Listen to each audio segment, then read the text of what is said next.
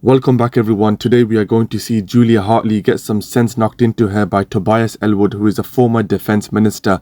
We've seen time and time again Julia trying to push her own agenda and ideas on Palestine and Israel that many would say is a borderline extremist view. Let's take a look. For us and the international community is to say, is the current strategy taking us to that two-state solution, which you, I think, started off by saying, yes, you want to see? No, I don't know. No, I'm not entirely sure a two-state solution is even an option. The two-state solution has been offered again and again. It has been rejected every single time.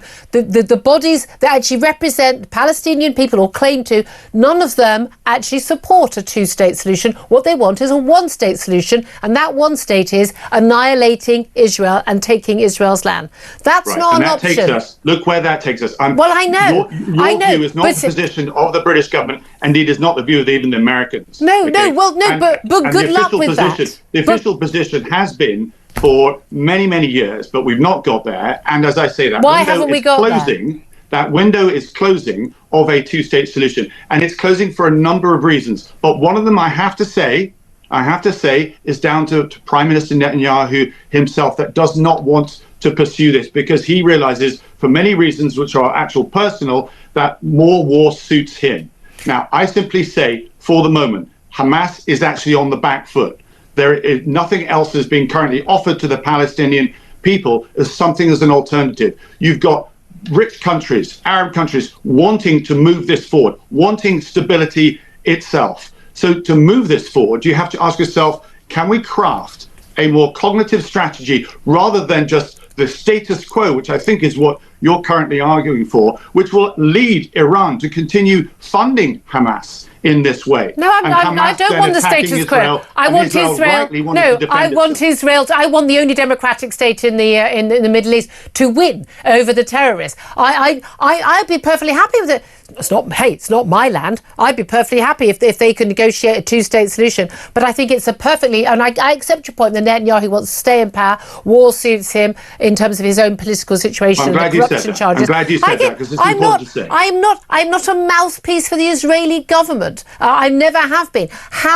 However, Netanyahu is someone who's also, like every young Israeli in their youth, fought in the military, and he understands the reality that if you do set up a Palestinian state on Israel's border, a Palestinian state that is committed to the annihilation of Israel, is not in Israel's interest. And we wouldn't agree, if we were in the same circumstance, we would be insane to agree to that as well. When you say we should offer an alternative to the people of Gaza. You're putting a false argument down, I'm afraid, which is the fact that somehow we are assuming that because this discussion of a two-state solution has come up, as I say, something perhaps to nudge a focus on where we should be going, it's somehow inherent that Hamas will stay in power. Now, you sort of implied that's what the Prime Minister wants as well. I absolutely distance myself. As you can see, Julia uses every chance to blame Hamas. I've yet to come across a discussion where Palestinians reject the idea of a two-state solution. In fact, it's Israel who has rejected the idea because they know they've gotten away with a genocide, and stopping now would only hinder their own gain of a greater Israel, and stopping now would also result in Netanyahu having to face trial for war crimes. There's no incentive for Israel to stop, only to continue. Tobias absolutely delivers a smackdown to Julia, waking her up from this dream that she's in, that her position is not the same as the British or even the Americans. You're an ex-military man. You know as well as I do, Hamas is a terrorist organisation. I'm not going to go, oh, well, in that case, no one likes us anymore. I think we'll give up our weapons. The only reason why Hamas will vacate the Gaza and stop having the power they have will be when they are destroyed by the Israelis. They are doing a service for the entire region and the Palestinian people and the West in destroying Hamas, and they need to get every last Hamas Please let me get fighter. a word in edgeways. Please let me get a word in edgeways to finesse what you are saying, because you cannot defeat an ideology by military means alone. And until we figure that out, then all the bombs that drop on Gaza, causing it to be absolutely destroyed, will not defeat Why did we fire ISIS? Why did we fire ISIS? Why did we bother? Why didn't we just leave them? No, you're missing my point. I'm not missing your point. My point is that you need a political strategy. Did we not learn anything in Northern Ireland? or Afghanistan, or indeed with Hezbollah. When were they created? Decades ago, after Israel invaded Lebanon, and they still exist today. Do you know why we have peace in Northern Ireland, Tobias? We have peace in Northern Ireland because the Americans stopped funding the IRA. You're making my case for me. A political solution which meant that the IRA became unpopular because the people of Northern Ireland wanted peace. The people of Northern Ireland have not been radicalised in the same way the people of Gaza have been radicalised. The insurgency will continue unless the majority of people say, I don't want to support it. And that's the same the world over when you're dealing with an ideology. And at the moment, this is, I hope we can agree on, this is what Netanyahu has no interest in doing whatsoever.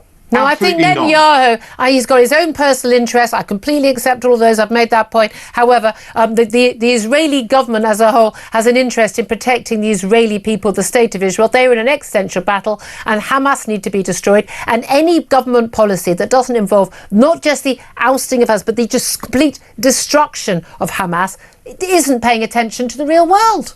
So what you and I are actually saying is actually not too far apart. I think it is. The difference is that, well, if I can finish my sentence, the difference is to do with the political approach, the strategy that then yields, that it takes advantage of your military successes on the battlefield and takes it a step forward. And the concern I have is when you may not argue, but many people have, including all sides in Parliament, that we want a two-state solution.